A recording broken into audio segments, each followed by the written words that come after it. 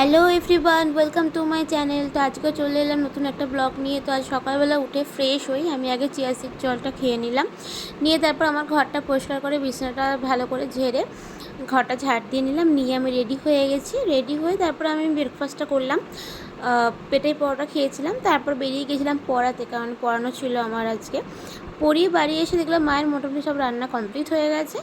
এখানে মাছ দিয়ে আলু দিয়ে ডাঁটা দিয়ে একটা তরকারি করেছে, আর এখানে করেছিল বরবটি আর আলু ভাজা, আর হচ্ছে ডাল, মুসুর ডাল করেছিল, আর ভাত তো হয়ে গেছে।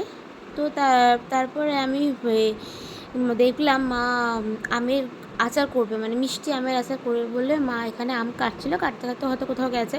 তো তারপর আমি গরমে পুরো মানে সেদ্ধ হয়ে গেছিলাম, এত রোদ বাইরে। তো আমি ফ্রেশ হয়ে নিলাম, ফ্রেশ হয়ে দেখলাম মায়ের সমস্ত আম কাটা হয়ে গেছে, আর কিছু আম মা এখানে খোলা শুদ্ধ কেটে রোদে দিয়েছে। এগুলো হচ্ছে মা স্টোর করবে, মানে সারা বছরের জন্য স্টোর করে রাখবে ওই জন্য। এখানে আমি মা নুন আর হলুদ মাখিয়ে আমটাকে এখন রোদে দেবে একদিন দুদিন, দিয়ে তারপর আচারটা হয়তো আজকে আর করবে না মা, আচারটা কালকে করবে।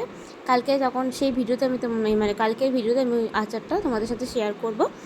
তো ভালো করে নুন হলুদ মাখিয়ে নিল, নিয়ে ভালো করে মাখিয়ে আর দিয়ে দিল রোদে। আমি ছাদে গেছিলাম মায়ের সাথে, আমিও গেলাম মায়ের সাথে ছাদে। মা বলছিল আজকে নাকি অনেকগুলো ফুল হয়েছে।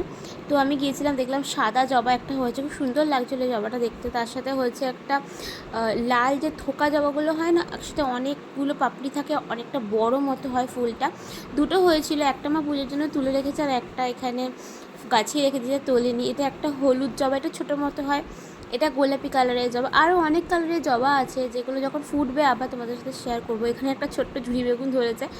তো মা আমটা রোদে দিয়ে দিল, দিয়ে আমি তারপরে মা আমাকে দেখাচ্ছিল এখানে অ্যালামন্ডা গাছে অনেক ফুল এসছে। এটা হচ্ছে ম্যাজেন্ডা কালার, ম্যাজেন্ডা না ঠিক ডিপ, একদম পেঁয়াজের ডিপ কালারটা হয়, এটা সেই কালারে। তারপর মা ছাদ থেকে দেখলো নিচে 10 টাকা দিয়ে সব কিছু বিক্রি হয়, সেরকম একটা একজন এসছে ভ্যানে করে।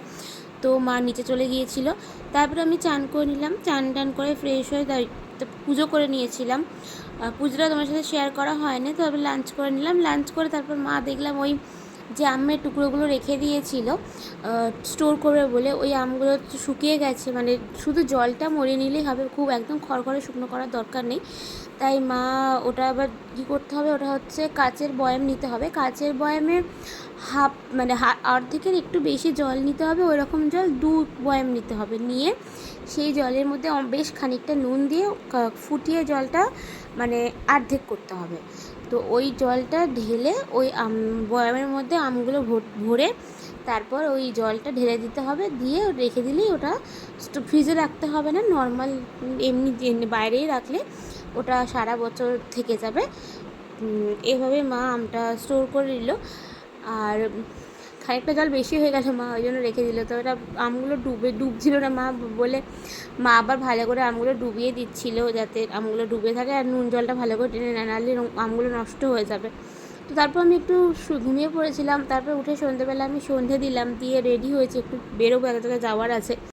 এই জামাটা আমার খুব পছন্দের, কারণ জামার কালারটা আমার খুব ভালো লাগে, তাই এই জামাটাই আমি পরলাম। তো কোথায় যাচ্ছি এখন বলবো না, পরে তোমাদের নিশ্চয়ই জানাবো। তো তারপরে বাড়ি ফিরে আমি ফ্রেশ হয়ে গেছি, ফ্রেশ হয়ে চেঞ্জ করে তারপর আমাকে রাতে রান্না করতে হবে। তো এখানে বাসনগুলো মেজে দিয়ে গেছিলো, সেগুলো গুছিয়ে নিলাম। তারপর এখানে কুমড়ো আর আলু নিয়েছি, কুমড়ো আলু দিয়ে একটা তরকারি করব। আর করবো, এখানে আমগুলো আমার রেখে দিয়েছে, কালকে আবার রোদে দেবে, দিয়ে তারপর আচার করবে। কুমড়ো আলু তরকারি করব, আর হচ্ছে পরোটা করব, আর ছানা করব। তো কুমড়ো আলু তরকারিটা বসিয়ে দিয়েছি, এখানে ময়দা নিয়ে নিয়েছি, ময়দাটা মেখে নেব।